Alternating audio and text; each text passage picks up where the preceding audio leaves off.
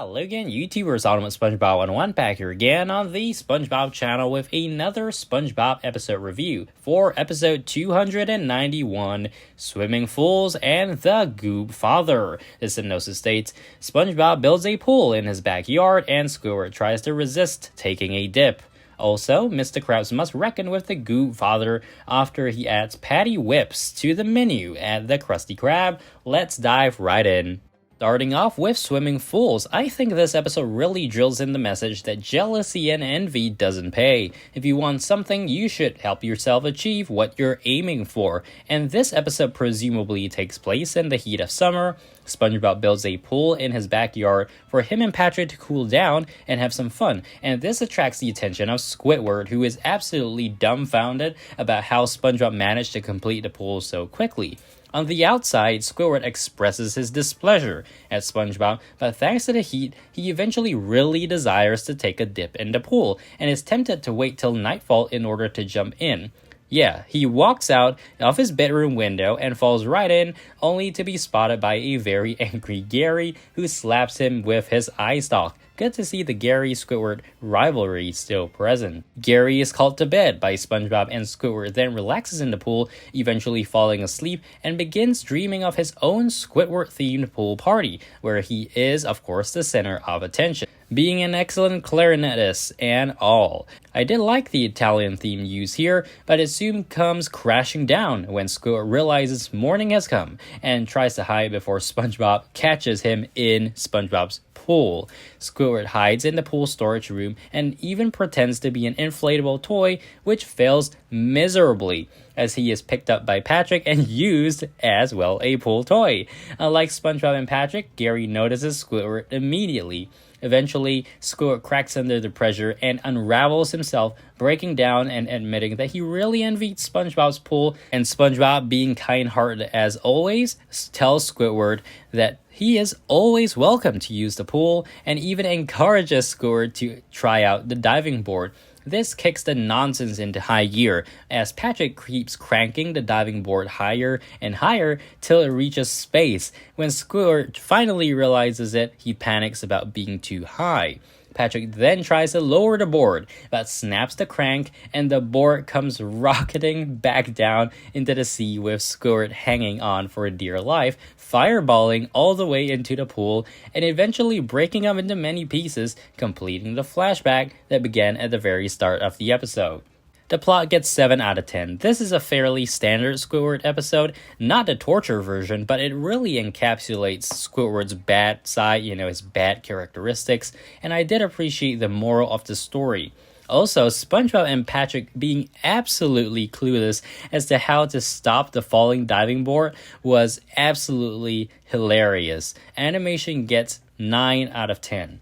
The most important scenes, in my opinion, of this episode was that of Squidward's dream pool party. I thought it was a very different kind of thing that we've probably never really seen in SpongeBob, and also the eventual rocketing down of Squidward and SpongeBob and Patrick's reactions to that. Those were priceless. I mean, they were so clueless. They were literally trying to, take water and put it on the crank. So, yeah, it was so silly. Also, Squidward as a pool toy was pretty cool to see.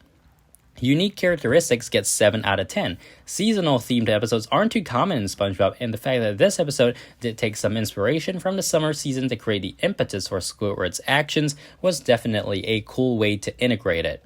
Overall, Swimming Fools gets 23 out of 30 from me. Moving on to the Goo Father, we've seen plenty of Krabs' business rivalry with Plankton in the past, but this time we have a different player, and SpongeBob here creates a Krabby Patty-flavored ice cream by accident, and of course Mr. Krabs immediately capitalizes on that new product, the Patty Whips, selling it for even more cash. This attracts the attention of the Goo Father, of course, a play on The Godfather in the context of 20th century mafias.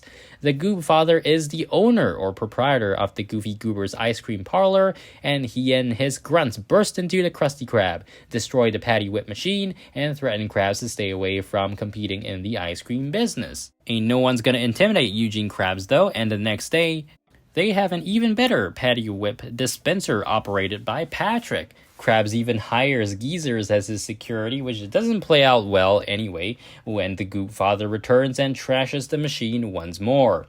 Krabs has had enough, and he decides to bring the fight to the Goofy Goobers instead, hauling SpongeBob with him.